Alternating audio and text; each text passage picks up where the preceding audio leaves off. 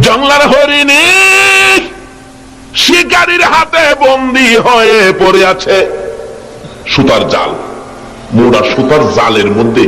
সাগর থেকে জাল দিয়ে বড় বড় মাছ ধরে না, শিকারী দুই পাহাড়ের চিপায় সুতার জাল পাইতা ওই জংলার মধ্যে লাঠি দিয়ে বেরিয়েছে।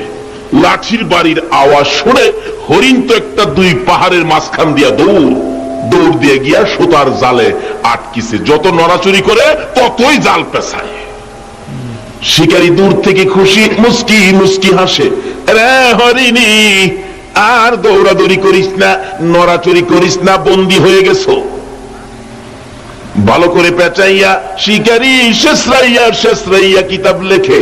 আলগাইতে পারে না ভারী বেশি, হরিণটা মোটা তাজা বেশি ছিল বিদায় শেষরাইয়া নিতেছে। হরিণী শেষরাইয়া নিতে যাইয়া গো এই পাথরের কণাই লাইগা হরিণের সমস্ত চামড়াগুলো শিলা রক্ত বাহির হইতেছে। হরিণ গাছের গোড়ায় যখন জালটা দিয়ে বেঁধে রাখলো, হরিণ চোখের পানিগুলো ছেড়ে ছেড়ে কাঁদতেছে। একটু পরে দেখা যায় দয়ার নবী মায়ার নবী এই রাস্তা দিয়ে আসতেছে। আল্লাহু আকবার বলুন। হরিণ দূর থেকে আমার নবীকে দেখে চোখের পানি ছেড়ে ছেড়ে ডাকতেছে, প্রভু গো আমার জবান খুলে দাও না, তোমার বন্ধু রাহমাতাল লিল আলামিনের কাছে আমার মনের দুঃখগুলি বলি। আল্লাহ বলেন, জংলার হরিণ রে, আমার বন্ধুর সাথে কথা বলার জন্য জবান খুলতে চাইছস, যে নবীর উসিলায় এত কিছু করেছি, এই নবীর সাথে কথা বলবি, যা তোর জবান খুলে দিলাম। যে নবীর পক্ষে গেলে জংলার হরিণের জবান পর্যন্তই আমার আল্লাহ খুলে দেয়। বলুন এই নবীর পক্ষে গেলে আমরা লাভ হবে না লস হবে? কাছাকাছি আসার পরে হরিণ ডাকতেছে, প্রভু গো আপনার বন্ধু এসে গেছে, জবানটা খুলে দেন না। আল্লাহকে যা জবান খুলে দিলাম। হরিণ ডাকতেছে, প্রভু গো আপনার বন্ধু আইছে, কথা বলি। প্রথম সালাম দিলেন, আসসালাতু ওয়াসসালামু আলাইকা ইয়া রাসূলুল্লাহ। নবী কই কি আশ্চর্য, হরিণ সালাম দিতেছে, কি ব্যাপার হরিণ? বিপদে পড়ে গেছি, শিকারীর হাতে বন্দী। দেখেন শেষরাই আনতে যাইয়া আমার চামড়া সিলাইছে, রক্ত বাহির হইতেছে। নবী গো এটা তো সাধারণ দুঃখ, এর চেয়ে বড় দুঃখ, মাত্র 2টা বাচ্চা প্রসব করেছি। সকালবেলা ওই পাহাড়ের কিনায় জংলার কিনারে বাচ্চাগুলো রাইখা ঘাস পানি খাইতে আসছিলাম, এখন শিকারীর হাতে বন্দী। আল্লাহ নবী গো আমার বাচ্চা 2টা না খায়া মরে যাবে, হুজুর যদি দয়া করে একটু সুযোগ আমারে দিতেন, আমি জীবনের মতো বাচ্চাগুলো দেখে আসতাম, আর একটু দুধ বাচ্চাদেরকে জীবনের শেষ খাওয়াই আসতাম। আমার নবী তো দয়ার নবী, সকল সৃষ্টির জন্য যিনি করুণা। নবী ডাকতেছে, হরিণী ঠিক আছে যাও, জালের পেট ছুটাইয়া যে গাছের মধ্যে বান্ধা ছিল এই রশিটা, এই জালের সুতাগুলি নবীজি হাতে নিয়ে দাঁড়াইয়া রয়েছে। হরিণ তো দৌড় মারছে। কিছুক্ষণ পর শিকারী হাজির। আমার হরিণ কোথায়? বাবারে তোমার হরিণ তো ছাইরা দিছি, কিছুক্ষণ পরে হরিণ আসবে। ওই লোক এটা কোন পাগল? শিকারী বলতেছে জাল দিয়ে পেঁচাইয়া হরিণ ধরতে পারি না, আর হরিণ ছাইরা দিলে হরিণ আসবে, এটা কোন পাগল কি কয় রে? আচ্ছা আপনাদের ধারণা কি যিনি হরিণ ছাড়ছে ফিরে আবার আইবনি? আসতে করলেন যে আইতো না।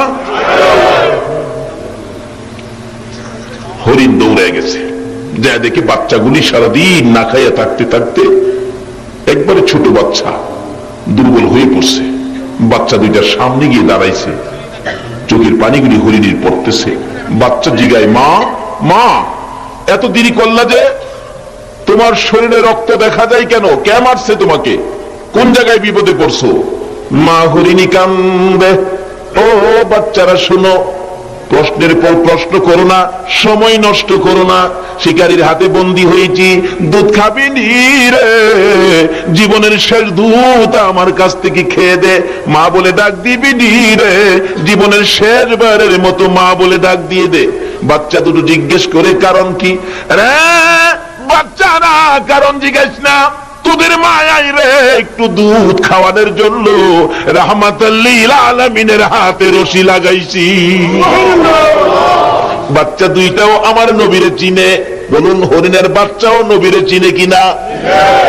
হরিণের বাচ্চা হইয়াও নবী চিনে গো, কিন্তু উম্মত হইয়া নবী চিনি না। একটা হরিণের জন্য নবী করুণা, কিন্তু নবীর পক্ষে গেলে, নবীর পক্ষে না গেলে না। বাচ্চা দুইটা ডাকতেছে, মা এত দেরি করলা যে? বাবারে বিপদে পড়েছি, নবীজির হাতে রশি দিয়া তোমাদেরকে দুধ খাওয়াইতে আইছি। বাচ্চা দুইটা ডাকে, মাগো নবীর সাথে বেয়াদবি কইরা আইছো, আমরারে দুধ খাওয়াইতা?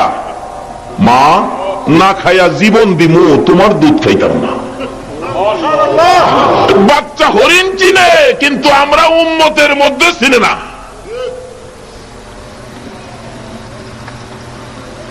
বাচ্চা দুইটা এখন উল্টা কাঁদতেছে, মা গো তোমার দুধ খাবো না। যেই নবী না হইলে জগৎ হইতো না, এই নবীর সাথে বেয়াদবি করেছো, তোমার মতো মায়ের দুধ জীবন যাবে, আমরা খাবো না। বাবারে কি করবি? মা চলো যাই, নবীর সামনে যাই, নবীর একটু দেখবো, নবীর কাছ থেকে বেয়াদবির ক্ষমা নিব, তারপরে আমরা তোমার দুধ খাবো। তো চলো যাইতেছে। এই দিক দিয়ে শিকারী বলেন, কি ব্যাপার, আমার হরিণ কই? বাবারে একটু থাকো, অপেক্ষায় থাকো, কিছুক্ষণ পরে হরিণ ফিরে আসবে। আশ্চর্যের কথা, হরিণ ছাড়লে আবার ফিরে আসে নাকি? করে আসবে, না আসা পর্যন্ত আমি এখানে আসি, তুমি চিন্তা করো না। এটা যদি না আসে, আমি আরেকটা ধৈর্য আমি তোমারে দিব। নবী ডাক দিলে হরিণ আইবনি? কয় না দি।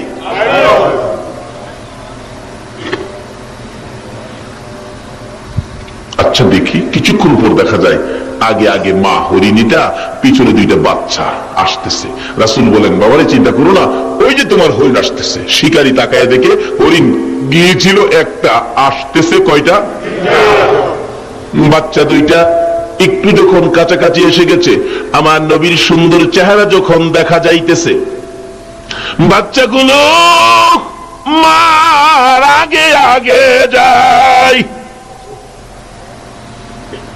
যেই নবীর বাচ্চারা পর্যন্ত ভালোবাসতো গো, আজকে বুঝের হইয়া নবী চিনলাম না। যেদিন আমার নবী মক্কা থেকে হিজরত করে মদিনায় যায়, মদিনার ইতিহাস খুলুন, এখনো মক্কা মদিনা ইতিহাসের ঘন্টা বাজে। আমার নবী মদিনার সীমানার কাছাকাছি গেলে মদিনার লোকেরা দাঁড়িয়ে আছে নবীকে ভালোবাসা দিবে। যেই নবীর ভালোবাসায় রে ইয়াসরিব নামের পাথরের দেশ সোনার মদিনা হইয়া যায়। লোকেরা দাঁড়িয়ে আছে নবীকে ভালোবাসা দিবে, কিন্তু বড়দের আগে বাচ্চাগুলো, ছোট ছোট ছেলে মেয়েগুলো একবারে সকলের সামনে গিয়ে দাঁড়িয়ে আছে, হাতে হাত ধরে। নবীজি কাছাকাছি আসার পর আরবি দিয়ে গান শুরু করে দিয়েছিলেন, তলাআল বাদরু আলাইনা। আমি তাকে বাংলাতে গান বানাইছি। আমার নবী মদিনার সীমানায় গেলে রাসূল বলেন, ছোট্ট ছোট্ট ছেলে মেয়েরা সবার আগে আমাকে ভালোবাসা দিতে যাইয়া, বাচ্চাগুলো নবীকে ঘেরাও করে দাঁড়াইয়া সবাই ডাকতেছে, আরে মা আমিনার কোলে দেখো চাঁদ উঠেছে। বলুন, মা আমিনার কোলে দেখো চাঁদ উঠেছে, যাহারি প্রেমেতে জাহান পয়দা হয়েছে। হাইরে যাহারি প্রেমেতে জাহান। আমার নবী বলেন, আরে কচি কচি বাচ্চা ছেলে মেয়েরা, সত্যি কি তোমরা আমাকে ভালোবাসবি? বাচ্চারা বলেন, ইয়া রাসূলুল্লাহ, আমরা কসম খাইলাম গো, জীবনের বিনিময়ে আপনাকে ভালোবাসবো। রাসূল বলেন, প্রভু গো, বাচ্চারা বলে জীবনের বিনিময়ে আমাকে ভালোবাসবে, আমিও কথা দিলাম এই দেশের মানুষকে ভালোবাসবো। আমার আল্লাহ বলেন, বন্ধু, তোমার ভালোবাসার কারণে ইয়াসরিব নামের পাথরের দেশ আমি আল্লাহ সোনার মদিনা বানাইয়া দিলাম। যে নবীর ভালোবাসায়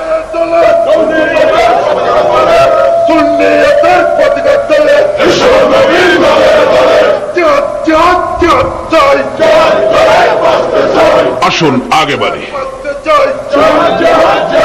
বাবারা, কুচি কুচি বাচ্চারা পর্যন্ত নবীর চিনত, মার কুলের শিশুরা পর্যন্ত নবীকে চিনত। আজকে আমাদের কোন ভূতে ধরছে নবীকে নিয়ে ধাক্কাধাক্কি করি? হরিণের বাচ্চাগুলো মার আগে আগে দৌড়ে যাইয়া একবারে নবীজির পাও মোবারকে পড়ে ডাকতেছে, আল্লাহর নবী গো, ও দয়ার নবী, মা বেয়াদবি করেছে, মাফ করে দেন, না হয় আমরা মার দুধ খাবো না, জীবন দিব, দুধ খাবো না। বড় হরিণ কাছে দাঁড়ায় রয়েছে। আমার নবী ডাকে, ও শিকারী দেখ, হরিণ গিয়েছিল একটা, ফিরে আসছে তিনটা। আল্লাহু আকবার। আরে শিকারী, এবার বল কোনটা নিবি রে? বড় হরিণ নিবি না বাচ্চা হরিণ নিবি? না, যিনি হরিণ একটা ছাড়লে তিনটা আসে ওনাকে নিবি। অর্থাৎ হরিণ নিবি বড়টা না বাচ্চাটা? না, নবীকে নিবি। শিকারী বলেন একবার হরিণের দিকে চাই, আবার বাচ্চার দিকে চাই, আবার আমার নবীর সুন্দর চেহারার দিকে চাই।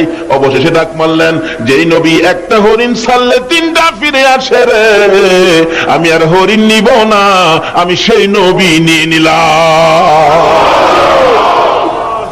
এইভাবে রাহমাতাল লিল আলামিনের প্রচার আমার আল্লাহ সমাজে ঘটিয়েছেন। আজকে সে নবীর উম্মত আমরা রবিউল আউয়াল চাঁদে এই মাহফিলে বসেছি। আসুন দেখি আমাদের জন্য কি বাজেট, কি লাগবে, কি দরকার, সব আজকে পাবেন। আমার আল্লাহ বলেন নবীর আগমনের চাঁদে রবিউল আউয়ালে আমি আল্লাহ এমন একটা দরজাও বাকি ছিল না যে রহমতের দরজাগুলো নবীর আগমনে আমি আল্লাহ খুলি না। সব রহমতের দরজা নবীর আগমনে আমি আল্লাহ খুলে দিয়েছি। আসুন আমরা এই রবিউল আউয়াল চাঁদে সে নবীর পক্ষে স্বীকারোক্তি দিলাম, আমরা নবীর পক্ষে থাকবো। আল্লাহ বলেন আমার এই নবীর পক্ষে যারা থাকবে আমি আল্লাহ তাদের পক্ষে থাকবো। আসুন, বৃষ্টির দরকার, আমরা নবীর পক্ষে গিয়েছি, এখন দোয়া করব আল্লাহ যাতে আমাদের শুধু বৃষ্টি নয়, আমাদের জন্য যত কিসিমের রহমত বরকতের দরকার আল্লাহ যেন আমাদেরকে সব এই রবিউল আউয়ালের বরকতে নবীর আগমনের উসিলায় আল্লাহ যেন আমাদেরকে বৃষ্টি সহ সব কিসিমের বরকতের ভাগী করেন। সকলে বলুন আমিন। আল্লাহুম্মা আমিন। ربنا ظلمنا أنفسنا وإن لم تغفر لنا وترحمنا لنكونن من الخاسرين رب ارحمهما كما ربياني صغيرا